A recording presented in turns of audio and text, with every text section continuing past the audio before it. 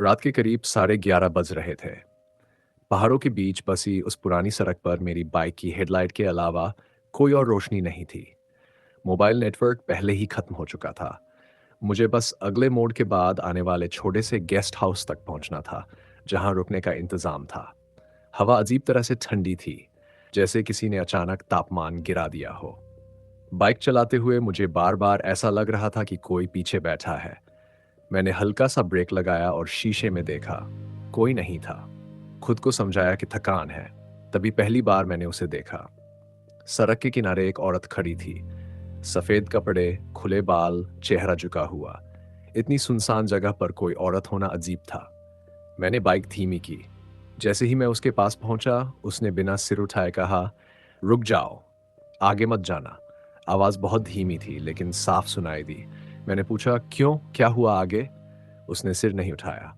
बस इतना बोली, जो भी आगे गया वापस नहीं आया। मेरे शरीर में एक झटका सा लगा। मैंने हंसने की कोशिश की लेकिन आवाज गले में ही अटक गई। आप ठीक हैं?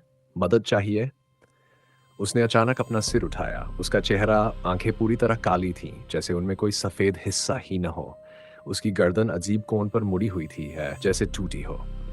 मैंने बिना कुछ सोचे बाइक स्टार्ट की और तेजी से आगे बढ़ गया।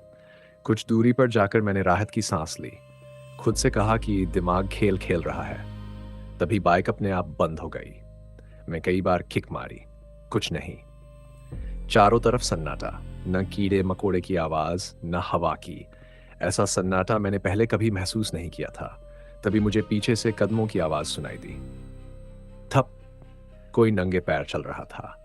मैंने पीछे मुड़कर देखने की हिम्मत नहीं की। कदमों की आवाज पास आती गई। मेरे कंधे के पास किसी की सांस महसूस हुई, ठंडी, बहुत ठंडी।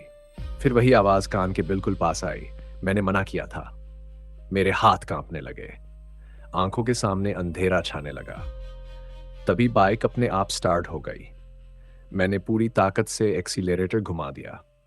कुछ मिनटों बाद गेस्ट हाउस की हल्की सी रोशनी दिखी। मैं लगभग गिरते पड़ते अंदर पहुंचा। वहां बैठे बूढ़े चौकीदार ने मुझे ऊपर से नीचे तक देखा।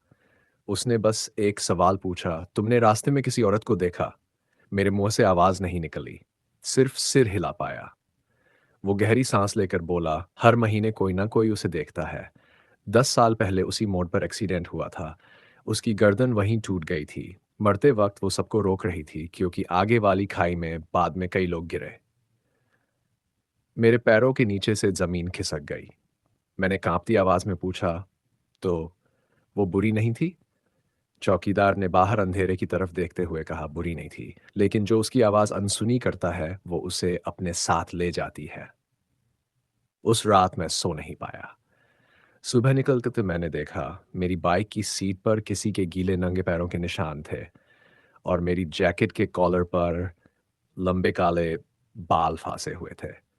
आज भी जब मैं उस सड़क से गुजरता हूँ, रात के वक्त कभी-कभी कोई बहुत धीमी आवाज कान में फुसफुसाती है, रुक जाओ।